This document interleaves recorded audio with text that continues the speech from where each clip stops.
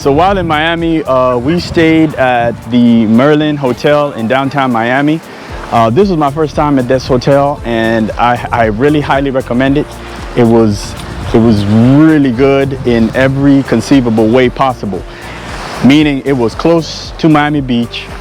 The hotel was actually really comfortable. The bed, the room, we actually got a deluxe suite, which was really lucky, you know, for me and the family, and we all had a great time there. So if you're looking for places to stay, now Miami Beach has a lot of options depending on how much you're willing to spend. So you don't have to stay at a very expensive hotel, but I think some hotels are better than others, and not all hotels are made the same. So just be careful about what you pick and where you decide to stay, because I've had experiences before where I've stayed in hotels that I did not like, such as the Avalon, for example. And I learned from that. So, I'm just here to give you friendly advice. You figure out what you're working with in terms of budget and make the best choice you can for your stay in Miami.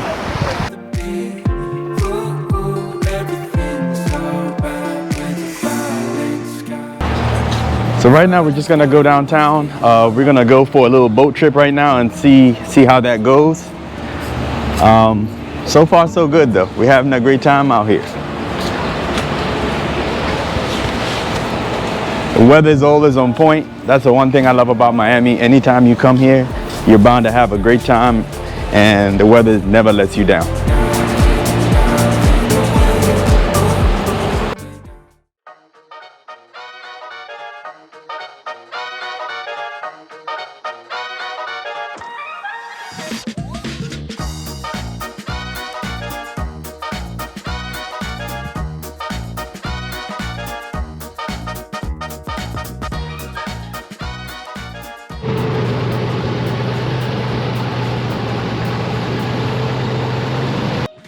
The Florida Everglades are located in the southern point of the United States in Florida and are amongst the world's most unique and fragile ecosystems. By default, most people assume that the Everglades are just swamps, but in actual reality, the Florida Everglades is a slow-moving river, which is over 40 miles wide and 100 miles long. From the southern shore of Lake Okeechobee to the mangrove estuaries of Florida Bay. The Everglades consist of a balanced ecosystem of ponds, marshes, and forests, which are believed to have been created over thousands of years and once was believed to have covered an area of over 4,000 square miles. But due to increase in human population and activity in the area, it is believed that the Florida Everglades are now at half of its original size, which is about 2,000 square miles.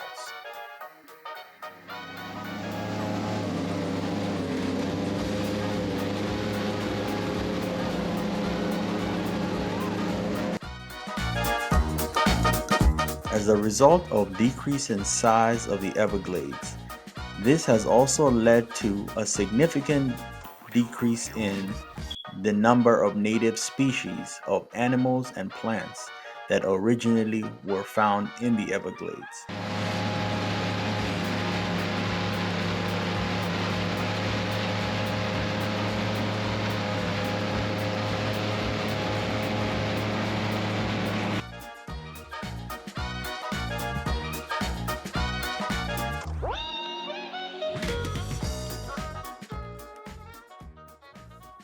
Some of the endangered species that have been known to have been common in the Florida Everglades that are now facing extinction include the West Indian manatee, the Miami black-headed snake, the American crocodile, and the wood stork, among other species native to the Everglades.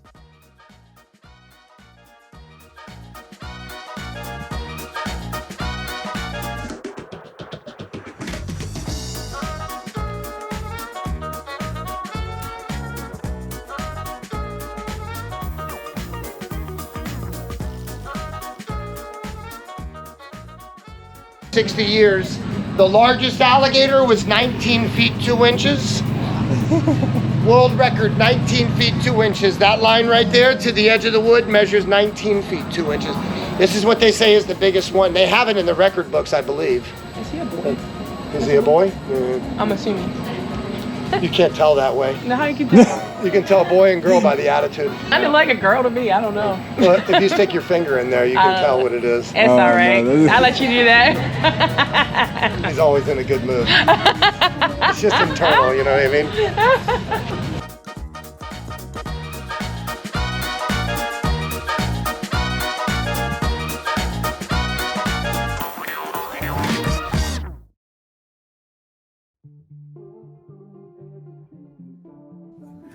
Guys, just before we wrap up on this video, this latest trip to Miami, I just want to say thank you for all the returning subscribers and all the new subscribers as well. Thank you for watching this content. Thank you for giving me your opinions. If you leave a comment or if you just show some love and hit the like button, I appreciate that.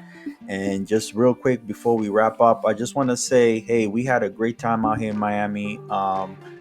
You know, from the malls to activities, Miami is just one of the most jam-packed, most exciting cities anybody can visit, and I think it caters for all ages, whether you're young, old, or old at heart or young at heart, however you want to call it.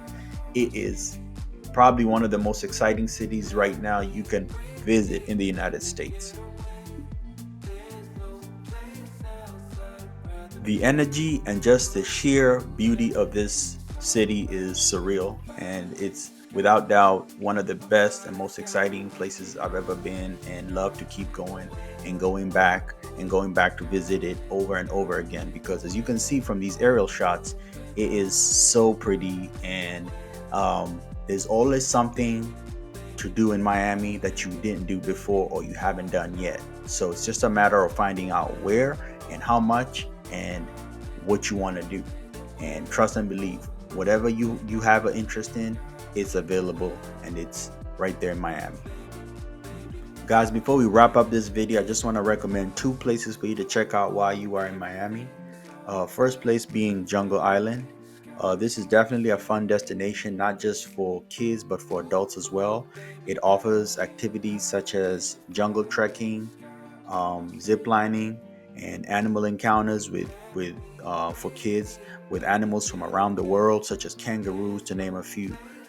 So I highly encourage you to check this place out. It also has a beach club, which basically is just a restaurant and bar in front of a beach. So once you get tired with all the viewing and all the animals, you can go up there, go to the beach, have lunch, swim, and have a great time. Lastly, I recommend you to check out Cafe Dior. Cafe Dior is definitely an upscale, very modern, very exquisite, exclusive type of place where if you just want to go have brunch and take pictures and have a great time downtown Miami, I would highly recommend you check out this restaurant. Thanks for watching, guys. My next video is going to cover a little bit about Key West, so make sure you check it out, and see you then.